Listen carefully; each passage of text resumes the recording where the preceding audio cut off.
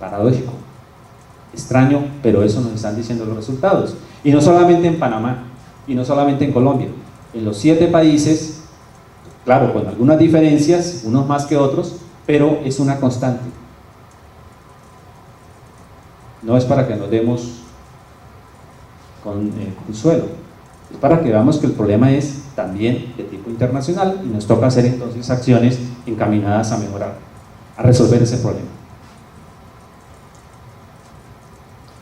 Los deficientes resultados de PISA que se practicaron en Panamá en el 2009, digamos que estos son como muchos de los factores de los problemas. Esto lo he mostrado ya en alguna oportunidad, unas encuestas que hizo el Ministerio de Educación panameño a funcionarios, y entonces ellos relatan su concepto de cuál es el problema de la educación en Colombia. No lo leo, si ustedes lo leen rápido, nos rinde más el tiempo. Por lo menos las 2 o las 3 primeras.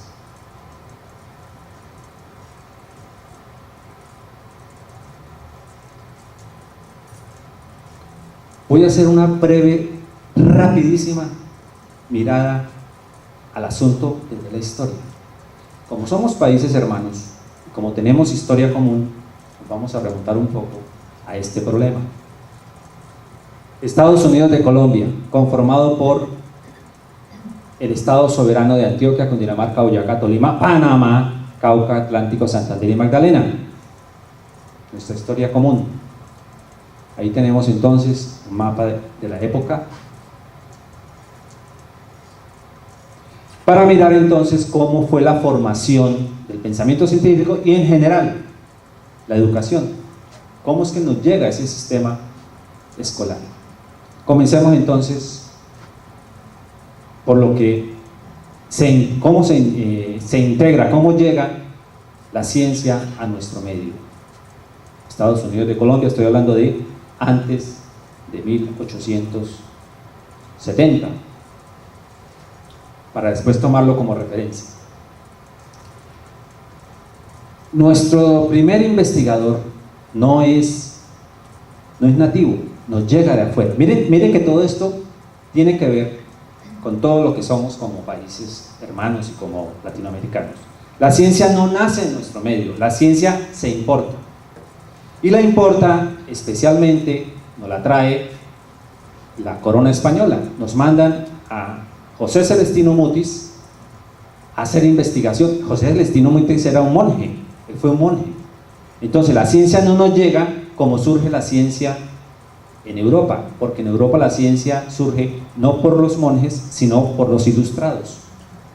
Es decir, una corriente que iba en contra de la iglesia, o por lo menos de los principios dogmáticos de la iglesia. Estoy hablando del periodo de la Ilustración. Pero a nuestro medio nos llega una ciencia que va representada por la iglesia. ¿Con qué finalidad? No con la finalidad de buscar conocimiento, con la finalidad de poder mejorar las arcas de la corona española. No tenía la finalidad de educar o de mejorar la ciencia nuestra. Era para satisfacer las arcas que estaban muy caídas en razón de tantas guerras que había tenido España. Entonces se reúne Mutis aquí, hacen las expediciones. En toda América hubo expediciones botánicas, en la nuestra pues hubo una muy importante, con lo cual se conformó esa pléyade de hombres que generan las ideas de libertad, y se va consolidando entonces la libertad en nuestro medio. Un salto grandísimo, vamos al decreto orgánico de instrucción pública de 1870, el DOI. Ese fue un decreto generado por los liberales radicales de la época. ¿Qué propusieron ellos? Traer la ciencia, que la ciencia se ingresara a las escuelas, pero la educación que nos llegó a nosotros, nos llegó una educación basada en el sistema escolástico, es decir, una educación netamente religiosa.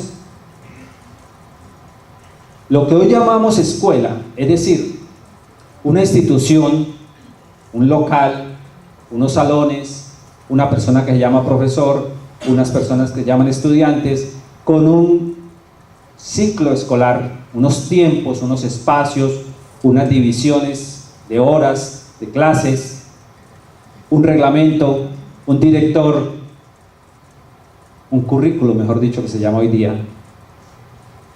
Eso surgió, la escuela, lo que llamamos escuela, todo ese aparato que conocemos hoy, surge en la Edad Media. Entonces tenemos nuestro origen, nuestros genes sociales, culturales, educativos, vienen de la Edad Media y nacen en los conventos. Entonces, nuestra escuela por raíz es conventual. No nace de otra instancia, es conventual en sus bases. Por eso nosotros procedemos muchas veces de manera un poco repitiendo el sistema de un convento, ¿no? Donde el profesor habla, los estudiantes están calladitos, ¿cierto? Ese es el sistema escolástico. El profesor habla, el estudiante escribe, repite, y después se le toma la lección. Eso es la escolástica. ¿Por qué lo tenemos tan arraigado? Porque nuestras sociedades son altamente católicas. Es decir, tiene un componente religioso tan alto que nos cuesta, nos